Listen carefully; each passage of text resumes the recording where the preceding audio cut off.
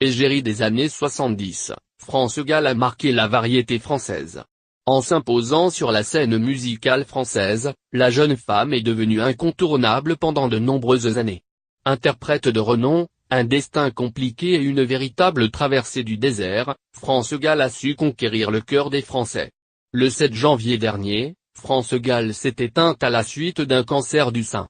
Si de nombreuses personnalités lui ont rendu hommage, Julien Clerc, son ancien compagnon, n'a pas caché sa peine. Les deux stars ont vécu une histoire d'amour passionnel dans les années 70. Caché de tous, le couple s'est séparé au bout de quelque temps. Dans un texte sobre, mais d'une élégance rare, le chanteur a tenu à lui faire ses adieux. France, nous avions 20 ans, des bonheurs, des chagrins. Une part de ma vie s'en va avec toi. Julien, avait-il publié sur les réseaux sociaux. Inhumé dans l'après-midi du 12 janvier, la cérémonie a réuni sa famille et ses plus proches amis. Absent de ses obsèques, l'interprète de ma préférence était sur scène à ce moment-là à Don-l'Essonne, dans la ville de Longjumeau. En pleine tournée pour la sortie de son nouvel opus, Julien Clerc sillonne les routes de France.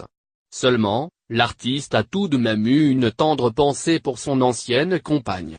Sur la scène de Longjumeau dans l'Essonne, Julien Clerc a tenu à chanter « Souffrir par toi n'est pas souffrir ». Un titre très particulier pour l'homme, comme il l'a expliqué à son public. C'est une chanson que j'avais écrite parce qu'elle voulait partir loin de moi. J'avais écrit ça pour qu'elle reste. Et ça n'a pas marché du tout, déclare-t-il avant que la mélodie ne se lance.